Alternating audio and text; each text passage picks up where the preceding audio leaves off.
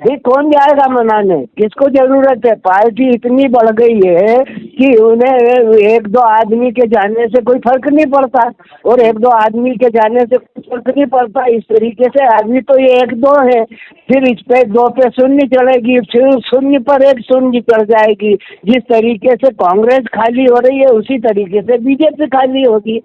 जिनकी अभी आप आवाज सुन रहे थे, यह है बीजेपी के वरिष्ठ नेता सत्यनारायण सत्तन, जो कि अपनी खरी खरी भाषा के लिए जाने जाते हैं। कई बार अपनी पार्टी पर यह निशाना भी साध चुके हैं।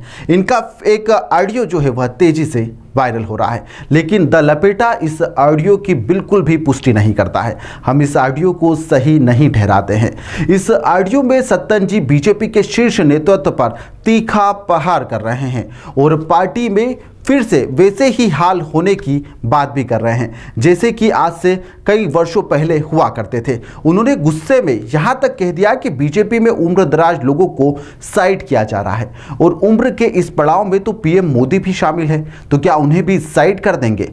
पूर्व मंत्री दीपक जोशी सहित कुछ नेताओं के कांग्रेस में शामिल होने की अटकलों के बीच में उन्होंने यह तक कह दिया कि भाजपा के आगे चलकर बेहद ही बुरे हाल होने वाले हैं। अभी दो लोगों की बात की जा रही है, आगे चलकर इसमें जीरो की संख्या दिन पर दिन बढ़ती ही जाएगी। भाजपा को वरिष्ठ नेताओं की हाई खा जाएगी। जी हां, उन्होंने कहा कि वरिष्ठ नेताओं की हाई बीजेपी को खा जाएगी। सत्तन ने क्या कुछ कहा, जरा आप भी इस ऑडियो के जरिए सुनिए। भारतीय जनता पार्टी का जो रुख है जी, वो रुख अपने पुरातन नेताओं की अवहेलना का बन गया है, और ऐसी स्थिति में ये दो तो नहीं जा रहे हैं, ये दो जाएंगे तो इसके अलावा और भी 100 जाएंगे। जी, जी, इन्होंने जिस तरीके से अन्य लोगों को ग्रहण करके उन्हें प्रतिष्ठा दी है, पद दिए हैं, उसी तरीके से ये असंतुष्ट लोग जिन्होंने अपना जीवन पार्टी के लिए समर्पित किया और लड़ाई लड़ते रहे हैं, इन लोगों के द्वारा लड़ी जाने वाली लड़ाई का मुआवजा तो इन्हें मिला नहीं है। जी, जी, और ऊपर से उन लोगों ने जिन्होंने हमें 70 साल से गालियां दी हैं, उन लोगों को अपने पास बैठा करके उनका राज तिलक कर रहे हैं, तो यही स्थिति तो बनना ही थी। जी, जी। नहीं, अब इस स्थिति का जी, जी, जी गुरु जी। क्या बताएं? नहीं, ये एक्चुअली की मतलब पहले भी मतलब ये खबर हुई थी कि दीपक जोशी नाराज हैं, लेकिन पार्टी का कोई व्यक्ति उनको आज तक मनाने नहीं गया। ये कौन जाएगा मनाने? किसको जरूरत है? पार्टी इतनी बढ़ गई है कि उन्हें एक दो आदमी के जाने से कोई फर्क नहीं पड़ता, और एक दो आदमी के जाने से कोई फर्क नहीं पड़ता। इस तरीके से आदमी तो ये एक दो है, फिर इस पे दो पे शून्य चढ़ेगी, फिर शून्य पर एक शून्य चढ़ जाएगी।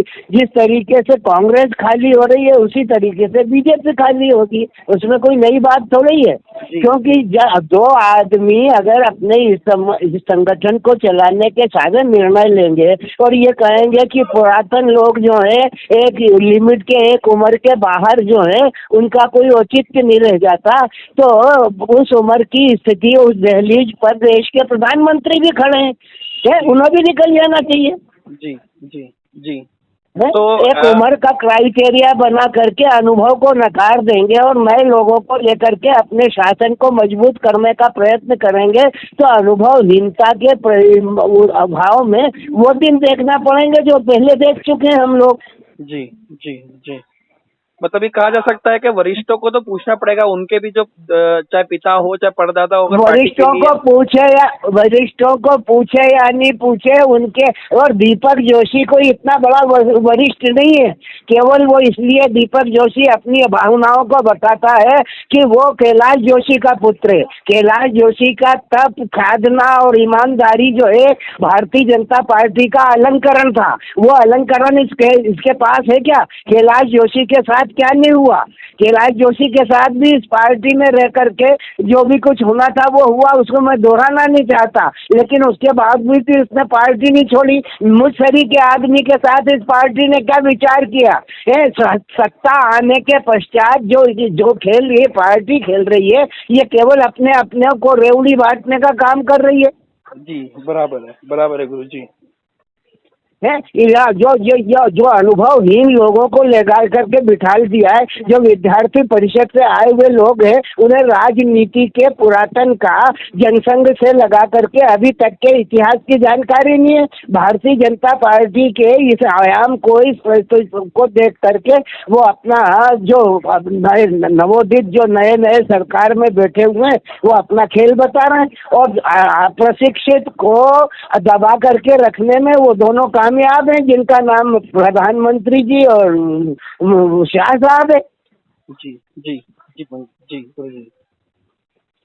पार्टी में अगर भंवर सिंह जाते हैं तो ऐसे कई भंवर सिंह जाएंगे। जी जी जी गुरुजी। है जी, जिनके पास विवेक है, जो राजनीति में वर्क करना चाहते हैं, ऐसे लोगों को अगर ये निरादरत करेंगे, जिन्होंने संगठन के लिए अपने आप को समर्पित किया है, अपने कई कष्ट भेजे, जिस पीढ़ी को ये सम्मानित कर रहे हैं, इनने तो जेल का मुंह ही नहीं देखा है, और हम लोगों ने कितनी कितनी यातनाएं सहन करी हैं, उस बात को समझने की ताकत इनके पास है क्या? जी बराबर है, बराबर है। बस यही जानना चाह रहा था गुरुजी के लगातार जो है वरिष्ठों की अवहेलना तो हो ही रही है, और फिर अब इस तरह से जो खबरें आ रही है तो इसमें कहीं ना कहीं ऐसी पीड़ा भी सामने आ रही है। खबरें तो यहाँ तक आ रही है कि सर्टिफिकेट झूठे हैं, खबरें तो ये तक आ रही है कि झूठ बोल करके अपने आप को ये कर रहे हैं। तो इन खबरों का क्या है, खबर है, लेकिन यथार्थ को नकारने की ताकत किसी के पास नहीं। ये बात सही है, और यथार्थ वाली बात आप कहते हैं गुरुजी, ये बात भी पक्की है। जो सच को सच कहने की ताकत रखते हैं। हाँ बिल्कुल, मैं तो आप झूठ बोलने का काम ही नहीं है, जो यथार्थ है वो बयान करना चाहिए। इस पार्टी को खड़ा करने के लिए बहुत सारे लोग जो है मर मिट गए हैं, खैर जो हैं और जो हैं उनकी कोई नाकदरी है। जी जी गुरुजी। और अनुभवहीन लोग जो हैं उन अनुभववानों को अनुभव बांट रहे हैं। दरअसल साल 1980 में इंदौर के विधानसभा क्रमांक 1 से सत्तन ने चुनाव लड़ा था और वह जीत नहीं पाए थे। हालांकि वह वोटों के अंतर को कम करने में काफ़ी हद तक सफल रह पाए थे। 6 महीने बाद फिर से उपचुनाव हुए जिसमें उन्होंने जीत हासिल कर ली, और उस समय सत्तन गुरु ही एक ऐसे व्यक्ति थे जो एक नई पार्टी यानी कि भाजपा से इंदौर के प्रथम विधायक बने थे। उस समय जब इंदौर शहर में भाजपा पार्टी को कोई जानता पहचानता नहीं था, जब भाजपा अपने संघर्ष के दिनों में चल रही थी, उस समय एक लौते ऐसे प्रत्याशी की जरूरत थी जिनका शहर में बोलबाला हो। उस समय अटल बिहारी वाजपेयी, जी हाँ, उन्होंने अटल बिहारी वाजपेयी ने सत्तन गुरु को चुनाव लड़ने के लिए कहा था। कहा जाता है कि अटल बिहारी वाजपेयी और सत्तन गुरु की काफ़ी अच्छी दोस्ती थी। सत्तन गुरु को अनेकों सम्मान से सम्मानित किया जा चुका है और इसकी कोई गिनती नहीं है।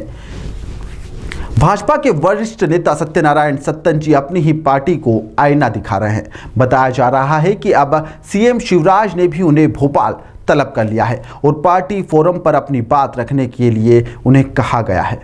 फिलहाल यह बात कितनी सत्य है हम इसकी बिल्कुल भी पुष्टि नहीं करते हैं, लेकिन यह खबर बीजेपी के लिए कहीं ना कहीं एक खतरे की निशान हो सकती है, या फिर एक इसे चुनौती माना जाए कि जो उनके वरिष्ठ नेता है वही बीजेपी से नाराज चल रहे हैं।